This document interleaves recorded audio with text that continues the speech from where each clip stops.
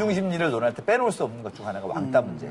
집단 따돌림이죠. 예, 뭐 집단 따돌림이라고 하면 그대로부터 있었고 이른바 희생양 제의라 그래가지고 공동체 어떤 문제가 있으면 한 놈 딱 찍어서 얘를 희생시키면서 문제가 해결됐을 거라고 믿어버리는 건데 요즘 좀 심해진 것 같아요. 왜냐하면 제 학창 시절에 생각해보면 왕따 이런 거 별로 없었거든요. 왕따란 말이 그때는 없었죠. 없었어요. 그리고 애들을 괴롭히는데 약자를 괴롭히는 건 힘센 애들이 약자를 괴롭히는 건 수치스러운 일이었어요. 그렇죠. 힘센 애들은 다른 학교에 힘센 놈들하고 붙어가지고 그 무용담을 해주고 우리는 그걸 갖다 점심 뭐 까먹으면서 들어주고 이런 거였는데 약자를 하나 해놓고서 그렇게 집요하게 지속적으로 괴롭히는 그런 문화는 조금 최근 현상인 것 같아요. 제가 알기로 일본이 그 약간 왕따 문화가 굉장히 좀 심하다고 들었어요. 이즘에. 한국이나 뭐 일본에 비슷하지 않습니까? 근데 저는 유치원 때 허벌나게 맞았습니다. 왕따 엄청 당해가지고. 왜요? 제가 네가 키가 작고 그리고 약간 좀 뭐지? 한국 피가 섞여 있어요. 그런 거 있어가지고 허벌나게 있어요, 진짜? 허벌나게 맞았어요. 아, 진짜요? 뼈도 많이 부러졌고. 유치원 때? 그리고 유치원 때 애들이 어디까지 심한지 그런 거를 몰라가지고 유치원 때 왕따가 제일 심한 것 같습니다, 저는. 그래, 유치원 때? 머리 막 뜯고.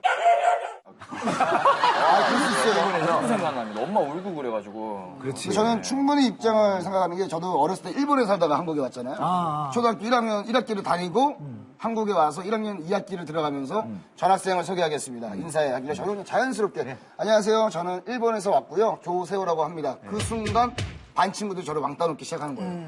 막 저랑 안 놀려고 그러고 막 이제 이런 상황들이 벌어지니까 어릴 때는 엄마한테 가서 학교 가기 싫다고 계속 학교 가기 싫다고 그래서 집에 있는 일본에서 사왔던 인형들이나 이런 것들을 어린 기억에 엄마 몰래 다 갖다 버렸던 그런 기억이 있는 거예요. 지금 왕따 문제에 군중 심리를 넣은 이유는 그거죠.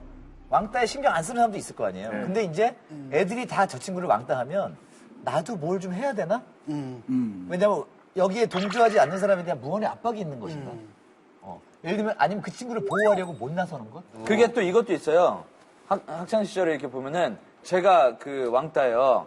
다른 애들이 다 저를 놀리고 막 웃고 그래. 근데 홍진호라는 친구는 안 해요. 그러면은 얘도 같은 급이 돼요. 맞아. 나 혼자 안 하면은 그 친구들이 쟤는 왜 또 재수없게 착한 척이야 이러면서 저까지 거기에 힘올릴 수도 있고 그리고 특히나 이제 어린 친구 같은 경우는 정확히 이게 잘못된 건가 잘된 건가 이거를 판단을 못하는 친구들도 그냥 남들이 하니까 이래도 별 문제 없는가 보다 그게 문제라고 그런 봐요. 심리로 이제 막 하는 거거든요. 나는 대부분은 그걸 거라고 봐요. 그다음에 일부러 강요되는 게 있고. 그렇죠. 그래서 예전에 저 같은 경우는 학교 다닐 때 저랑 이제 막 친구랑 학교 다니면서 실제로 거기서도 약간 좀 그렇게 왕따 비스무리하게 당하는 친구가 있었는데 제 친구가 어느 날 그 친구한테 좀 잘해주는 거예요. 얘가 좀 뭐 그냥 불쌍하다고 잘해주는데 이 친구도 어느새 왕따를 하고 있는 친구들하고 똑같이 끼워가지고 왕따를 하고 있는 거예요. 내가 갑자기 간 다음에 그 친구한테 너 지금 갑자기 잘해주다가 왜 갑자기 왕따하고 있냐고 그러니까 그 친구가 정말 친구로서 잘해주려고 한 게 아니라 마치 갑을 관계가 된 것처럼 얘는 참 불쌍한 친구고 내가 참 잘해줘야겠다 했는데 얘가 순간 그게 좋아가지고 친구로 이제 먹으려고 한 거예요.